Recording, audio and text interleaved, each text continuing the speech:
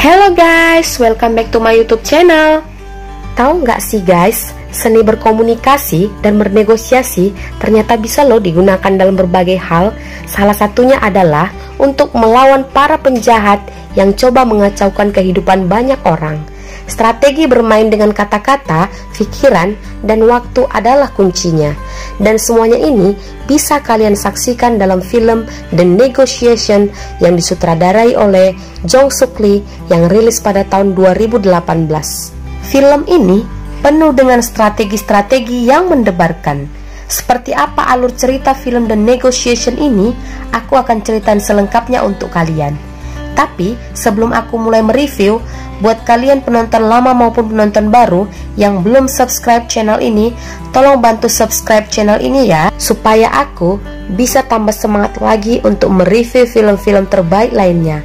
Terima kasih. Film The Negotiation ini adalah film yang berasal dari negara Korea Selatan yang bergenre aksi kriminal. Film ini dibintangi oleh So Hye Jin yang berperan sebagai Ha Cheon dan Hyun Bin yang berperan sebagai Min Tae-gu yang merupakan pemeran utama dalam film ini. Film ini diawali dengan memperlihatkan seorang polisi cantik yang tengah turun dari taksi dan dia bertugas sebagai negosiator dari tim negosiasi krisis Badan Kepolisian Metropolitan Seoul yang bernama Ha Cheon. Ha Cheon yang sedang berlibur tiba-tiba saja dipanggil oleh salah satu rekan kerjanya yang bernama An Yuk-so yang diperankan oleh Kim Sang-ho untuk menangani sebuah kasus penyanderaan. Setelah sampai di TKP, Cheon pun kembali untuk bernegosiasi dengan para penjahat dan menanyakan apa keinginan mereka. Setelah mengetahui keinginan mereka, Cheon pun lalu masuk ke dalam rumah tersebut untuk melihat kondisi para sandera dan juga membujuk para penjahat agar mau melepaskan salah satu sanderanya. Ketika Cheon mulai berhasil membujuk para penjahat, tiba-tiba salah satu pasukan khusus menembak salah satu dari penjahat tersebut. Kemudian pasukan khusus tersebut masuk ke dalam TKP dan alhasil dua orang sandera pun harus mati dibunuh oleh para penjahat. Melihat kejadian tersebut, Cheon pun menjadi syok dan merasa bersalah atas kematian para sandera. Kegagalannya dalam menyelamatkan korban penyanderaan membuat dirinya trauma dan memutuskan untuk berhenti dari pekerjaannya. 10 hari setelah kejadian tersebut, Hyuk-so kembali menelpon Cheon dan tak lama kemudian dia datang ke rumahnya Cheon. Hyuk-so pun memberitahu bahwa komisaris besar kepolisian ingin bertemu dengan dirinya. Singkat cerita, Cheon dan Hyuk-so segera pergi ke tempat yang telah diperintahkan. Di tempat tersebut, mereka bertemu dengan sekretaris presiden untuk keamanan nasional yang bernama Tuan Go dan seorang wanita yang bernama manajer Han. Cheon yang belum mengetahui duduk persoalannya tiba-tiba disuruh menerima sebuah panggilan video, dan orang yang sedang berada dalam video tersebut bernama Min Tae-gu. Dia pun mulai berbasa-basi dengan Cheon, akan tetapi Cheon tidak senang dengan perkataan Tae-gu dan langsung memutuskan teleponnya. Cheon juga menolak untuk menjawab telepon itu kembali sebelum dia mengetahui situasi yang terjadi sebenarnya. Belum lagi Cheon mendapatkan informasi apapun, Min Tae-gu kembali menelpon dan memperlihatkan atasan Cheon yang tengah disandera olehnya. Min Tae-gu mengambil pistolnya dan akan menembak atasan Cheon. Cheon yang melihat hal tersebut pun langsung mengambil alih panggilan masuk video tersebut. Dia pun mempertanyakan apa kemauan Min Tae-gu yang sebenarnya.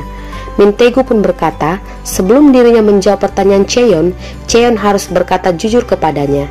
Cheon pun menyetujuinya, dengan syarat Tae-gu harus meletakkan pistolnya tersebut. Namun, ketika Tae-gu menanyakan siapa saja orang yang sedang bersamanya sekarang, Min Tae-gu pun menutup teleponnya dan berkata dia akan kembali menelponnya setelah dia selesai makan siang. Aduh, ada aja ya guys si Tae-gu ini. Adeh. Manajer Han pun akhirnya menceritakan situasi yang sebenarnya terjadi kepada Cheon. Dia berkata, seorang reporter yang bernama Tuan Lee diculik saat dia sedang mencari berita tentang pergerakan organisasi kejahatan internasional yang telah banyak melakukan berbagai kejahatan di negara Asia Tenggara. Dan orang yang sedang menculik Tuan Lee sekarang adalah pemimpin dari gangster itu sendiri yang bernama Min Tae-gu. Sementara atasan Cheon yang bernama Kapten Jung diculik pada saat dia sedang melakukan negosiasi dengan Min Tae-gu. Sekretaris Go meminta Cheon untuk mengulur waktu karena mereka telah mengirim pasukan khusus ke tempat di mana Min Tae-gu bersembunyi sekarang, yaitu di sebuah pulau di perbatasan negara Thailand dan Filipina. Cheon pun segera mencari tahu informasi mengenai Min Tae-gu. Akan tetapi, dia hanya mendapat informasi bahwa Min Tae-gu adalah seorang anak yatim piatu yang sejak kecil telah berada di luar negeri. Tak lama kemudian, Min Tae-gu pun kembali menelpon. Min Tae-gu pun berkata dia ingin bertemu dengan CEO harian Daehan yang bernama Yeon Dong-hun atau Tuan Yeon. Singkat cerita, Tuan Yeon pun akhirnya tiba di tempat negosiasi dan dia pun dihubungkan ke Min Tae-gu. Min Tae-gu pun bertanya, benarkah Tuan Lee adalah seorang reporter dari harian Daehan? Dia menyuruh Tuan Yeon untuk berkata jujur bila tidak ingin keluarganya celaka. Karena Tuan Yeon takut sesuatu yang buruk terjadi pada keluarganya, ia pun berkata bahwa Tuan Lee bukanlah reporter dari harian Daehan. Dan tampak Cheon bingung dengan situasi yang terjadi saat ini. Min Tae-gu pun kembali mengingatkan Cheon untuk berkata jujur dan tidak berbohong kepadanya. Dan tiba-tiba dia langsung menembak kepala Kapten Jung sebagai konsekuensi karena Cheon dianggap tidak jujur. Cheon pun sangat terkejut melihat atasannya ditembak mati oleh Min Tae-gu. Kemudian dengan emosinya Cheon pun segera bertanya kepada semua orang yang ada di ruangan tersebut mengenai siapa reporter Lee yang sebenarnya. Namun, tak seorang pun yang menjawab pertanyaan tersebut. Bahkan, posisi Cheon pun digantikan oleh orang lain dalam kasus Min Tae-gu ini. Di tempat lain, manajer Han pun akhirnya mau menjelaskan mengenai siapa sebenarnya Min Tae-gu dan Tuan Lee kepada Cheon secara diam-diam. Tuan Lee adalah seorang agen yang ditugaskan untuk memata-matai Min Tae-gu, sedangkan Min Tae-gu adalah seorang pedagang senjata ilegal yang menjual senjata-senjatanya pada para perompak. Cheon yang posisinya telah diganti oleh orang lain pun segera menemui anggota timnya dan berkata bahwa mereka harus menemukan Min Tae-gu. Kemudian dia pun memerintahkan timnya untuk mencari tahu segala informasi yang berhubungan dengan Min Tae-gu. Kemudian dia pun memerintahkan timnya untuk mencari tahu segala informasi yang berhubungan dengan Min Tae-gu. Singkat cerita, mereka pun akhirnya menemukan informasi bahwa Min Tae-gu adalah mantan tentara bayaran yang kemudian beralih profesi menjadi penjual senjata ilegal. Dan anehnya lagi, bagaimana bisa Min Tae-gu yang memiliki paspor negara Inggris dapat menjual senjata yang berasal dari Korea? Adegan berpindah. Terlihat agen pengganti Cheon, yakni agen dari BIN atau Badan Intelijen Nasional, sedang bernegosiasi dengan Min Tae-gu. Dan dia pun mengancam akan meledakkan tempat persembunyian Min Tae-gu apabila dia tidak melepaskan Tuan Lee. Akan tetapi, Min Tae-gu malah membawa sandera yang lebih banyak lagi dari sebelumnya. Dan dia pun berkata bahwa dirinya hanya ingin melakukan negosiasi dengan Cheon. Cheon yang kebetulan masih berada di tempat tersebut pun segera diminta untuk kembali melakukan negosiasi dengan Min Tae-gu. Dan kali ini Cheon meminta semua informasi yang dimiliki oleh BIN mengenai Min Tae-gu. Kemudian Cheon pun kembali terhubung dengan Min Tae-gu dan dia pun bertanya apa alasan Min Tae-gu hanya ingin bernegosiasi dengan dirinya. Lalu Min Tae-gu pun kembali meminta ingin dipertemukan dengan seseorang yang bernama Ko Guan-su. Di tempat lain, sekretaris Gu terlihat menyembunyikan sesuatu, sehingga dia pun diam-diam keluar dari tempat negosiasi tersebut dan menuju ke sebuah ruangan di mana terdapat sekelompok orang-orang penting yang tengah berada di sana. Di antaranya ada wakil kepala BIN yaitu Tuan Park, Komandan Angkatan Udara yaitu Tuan Son, Kepala Keamanan Nasional yaitu Tuan Huang, dan Tuan Ko Guang-su yang sedang dicari oleh Min Tae-gu. Ko Guang-su ternyata adalah mantan bos Min Tae-gu yang telah mengundurkan diri, dan dia telah membersihkan semua catatan kriminalnya. Dia juga telah mengkhianati Min Tae-gu dengan membocorkan informasi mengenai Min Tae-gu kepada Bin. Dan akhirnya Ko Gwan-soo pun tiba di ruang negosiasi dan dia pun terhubung dengan Min Tae-gu. Kemudian dia pun bertanya mengenai keinginan Min Tae-gu. Min Tae-gu pun berkata bahwa rekening bank Swissnya telah dibekukan, dan Ko Gwang-soo pun berjanji akan segera menyelesaikan masalah tersebut. Dan ketika semua dirasa sudah aman dan telah selesai, tiba-tiba Min Tae-gu bertanya, mengapa Ko Gwan-soo membunuh Hyun-ju? Ternyata Hyun-ju adalah korban yang tewas dalam sebuah penyanderaan yang ada di awal film tadi. Dan Ko Gwang-soo pun bersikeras mengatakan bahwa dirinya tidak mengenal siapa Hyun-ju yang dimaksud oleh Min Tae-gu. Dan akhirnya Min Tae-gu pun menjelaskan siapa Hyun-ju yang sebenarnya. Dan ternyata Hyun-ju adalah orang yang ditugaskan oleh Ko Gwang-soo untuk menyimpan rahasia uang miliknya dalam bentuk lukisan yang bernilai miliaran won. Bahkan Min Tae-gu pun memiliki rekaman suara yang merekam pembicaraan antara Ko Gwang-soo dengan pejabat tinggi yang membicarakan tentang proyek pembelian pesawat jet tempur yang baru. Nampaknya mereka telah mengambil keuntungan dari proyek tersebut. Kemudian Min Tae-gu pun meminta untuk dipertemukan dengan Kepala Keamanan Nasional yang bernama Tuan Hwang. Cheon bersama dengan timnya segera mencari tahu segala sesuatu mengenai Hyun-ju. Dan tiba-tiba telepon Cheon berbunyi. Dia ditelepon oleh Hyuk-soo yang tengah melakukan penyelidikan. Dia pun memberitahu bahwa Kapten Jung telah menerima suap dari wakil kepala Bin ketika dia sedang menangani kasus Hyun-ju. Scene berpindah. Di tempat lain, terlihat pasukan khusus sedang berada di sebuah pulau tempat persembunyian Min Tae-gu. Min Tae-gu pun kembali menelpon, dan kali ini dia hanya melihat Cheon sendiri. Cheon pun menjelaskan bahwa Tuan Hwang tidak dapat dihubungi dan meminta Min Tae-gu untuk tidak membunuh Tuan Lee apabila dia ingin mengungkap siapa pelaku pembunuh Hyun-ju yang sebenarnya.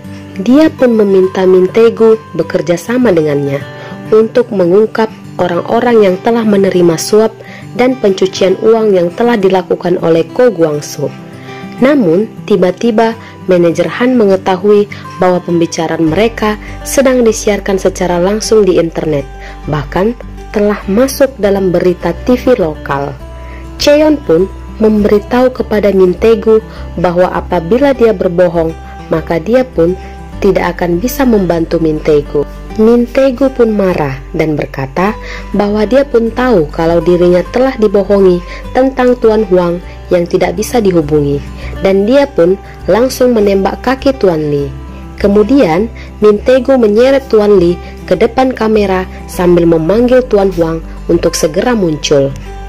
Tuan Hwang yang merasa telah terpojok meminta Tuan Park untuk mengarang cerita agar Ko Gwang-soo lah yang menjadi otak dari segalanya, dan menyuruh untuk segera mempercepat operasi militer walaupun harus membunuh semua sandera. Wow, sadis banget ya guys Tuan Hwang ini. Sementara itu di tempat lain, Hyuk-soo mendatangi TKP di mana Hyun-ju terbunuh. Di tempat tersebut, dia pun menemukan sebuah album foto yang terdapat foto dirinya yang sedang berada di sebuah panti asuhan. Kemudian Hyuk-soo mendatangi panti asuhan yang ada di foto tersebut, dan dia pun bertanya tentang anak yang bernama Yo Hyun-ju. Akan tetapi petugas panti berkata tidak ada anak yang bernama Yo Hyun-ju seperti yang ada di foto tersebut. Yang ada hanya anak yang bernama Min Hyun-ju. Dan seketika itu pula Hyuk-soo menyadari bahwa ternyata Hyun-ju adalah adiknya Min Tae-gu. Dia pun segera menelpon Cheon untuk memberitahukan informasi tersebut. Akan tetapi karena Cheon sedang berbicara dengan Min Tae-gu, dia pun tidak dapat mengangkat telepon dari Hyuk-soo. Min Tae-gu pun kembali bertanya mengenai Tuan Hwang yang tak kunjung muncul juga. Dia pun berkata akan segera membunuh Tuan Lee. Akan tetapi Cheon berkata bahwa Sandra harus tetap hidup agar dia bisa membuktikan hubungan antara Ko Gwang-soo, Tuan Hwang, Kapten Jung, dan Tuan Park atas kematian Hyun-ju. Dan pada saat yang sama, Cheon pun mendapat informasi tentang Min Tae-gu dan Hyun-ju, dan ternyata mereka adalah kakak beradik. Di tempat lain, pasukan khusus yang dikirim untuk menyerang tempat persembunyian Mintegu telah sampai di lokasi dan akan segera melaksanakan operasi. Mereka pun memasang bom yang mereka tempatkan di generator listrik, dan mereka berencana meledakkan generator tersebut agar siaran langsung yang sedang dilakukan oleh Mintegu terputus. Tim penyusup pun masuk dan membunuh para penjaga. Dan ketika mereka telah siap untuk menyergap Mintegu, Mintegu pun tiba-tiba menunjukkan Sandra yang telah dipasang dengan rompi bom. Akan tetapi, tim penyusup terlanjur meledakkan generator tersebut yang membuat panggilan Mintegu pun terputus. Cheon pun keluar dari ruangan dan segera memberitahu bahwa Sandra telah dipasangi bom, sehingga tim penyusup pun diperintahkan untuk menahan posisi mereka. Akan tetapi, Tuan Huang malah marah dan memerintahkan agar tim penyusup tetap masuk tanpa harus mempedulikan Sandra, dan seketika itu pula tempat tersebut pun akhirnya meledak. Mintegu pun dilaporkan telah tewas bersama para Sandra. Cheon yang kembali gagal untuk menyelamatkan para Sandra hanya bisa terdiam sambil melihat gambar Mintegu sebelum panggilannya terputus. Dan tiba-tiba dia menyadari sesuatu. Dia pun memberitahu bahwa Mintegu masih hidup. Karena Mintegu saat ini sebenarnya sedang berada di Korea, bukan di Thailand. Adegan berpindah. Tampak Hyukso kembali mendatangi sebuah gedung bekas panti asuhan Hyunju dan menemukan mayat Kapten Jung dan para Sandra. Akan tetapi, dia tidak menemukan Mintegu di tempat tersebut. Hyukso pun segera menelpon Cheon untuk melaporkan temuannya tersebut. Dan ternyata Mintegu telah sampai di tempat persembunyian Tuan Huang dan pejabat lainnya. Dia pun menghabisi satu persatu petugas di situ dengan menggunakan rompi bom di badannya. Dan akhirnya Mintegu pun bertemu dengan Tuan Huang, Tuan Park, Tuan Son, dan juga Ko Guansu. Kemudian Mintegu membunuh Ko Guansu karena dia telah memotong pembicaraannya. Sementara itu, di luar gedung, tim SWAT telah mengepung Mintegu, dan ketika Mintegu hendak meledakkan dirinya, tiba-tiba saja Cheon muncul. Dia pun menyuruh Cheon untuk segera keluar bila dia tidak ingin mati. Akan tetapi, Cheon tidak mau. Dia bersikeras ingin menolong Mintegu, dan dia pun berjanji akan menjebloskan semua orang yang terlibat masuk ke dalam penjara. Mintegu pun akhirnya memberitahukan alasan mengapa Hyunju dibunuh. Ternyata Mintegu lah orang yang meminta Hyunju mencuri data dari laptop yang dimiliki oleh Ko Guansu demi melindungi bisnisnya. Ternyata di data tersebut terdapat bukti persekongkolan Tuan Huang dan Ko Guansu dalam penjualan senjata ilegal serta penyuapan para pejabat-pejabat tinggi negara, dan memberitahu alasan kenapa dirinya meminta Cheon lah yang menjadi negosiatornya, yakni karena kematian adiknya Mintegu yang tidak bisa dicegah oleh Cheon selaku negosiatornya waktu itu. Dan saat tim SWAT telah bersiap untuk menembak Mintegu, tiba-tiba saja Cheon melindungi Mintegu dan menutup ruang tembaknya. Dia pun meminta agar Mintegu percaya padanya, karena dia pasti bisa untuk mengungkap kasus pembunuhan Hyunju. Namun, Mintegu yang berpikir bahwa dirinya telah jauh melangkah, menodongkan pistolnya pada Tuan Huang. Akan tetapi, tiba-tiba sebelum dia menembak, justru Mintegu lah yang terkena tembakan di kepalanya, dan akhirnya Mintegu pun mati di tempat. Cheon pun merasa bersalah atas kematian Mintegu, karena Mintegu dan adiknya hanyalah korban dari orang-orang yang mencoba menutupi kejahatan mereka. Koruptor-koruptor ini sangat beruntung masih hidup. Dan ketika Tuan Huang hendak pergi, Cheon pun mendatangi mobil Tuan Huang dan menuntut dirinya atas segala kejahatan yang telah dilakukannya selama ini di hadapan wartawan. Di akhir film menunjukkan para pejabat-pejabat korup itu akhirnya berada di sebuah persidangan bersama dengan Cheon. Dan Cheon juga menyerahkan flash disk yang berisi data-data kejahatan yang telah dilakukan Tuan Huang selama ini. Dan tamat. Ending film ini membingungkan banget ya guys, antara happy ending atau justru sad ending. Dan walaupun para pejabat itu telah berada di persidangan oleh karena Cheon, tapi kita nggak tahu kan gimana kelanjutannya. Siapa tahu aja mereka menyuap hakimnya. Maybe yes, maybe no. Dan pesan positif yang bisa kita ambil dari film ini adalah kejahatan kecil atau kejahatan besar tidak akan bisa ditenggelamkan, karena pasti perlahan-lahan itu akan timbul ke permukaan dan akan menenggelamkan si pelaku kejahatannya. Jadi untuk kita semua, jangan lelah untuk terus berbuat baik ya guys. Oke deh, demikian review film hari ini. Semoga kalian suka. Maaf ya jika ada kesalahan dalam penyampaian aku. Dan kalau kalian suka dengan video ini, subscribe channel ini sekarang juga ya guys.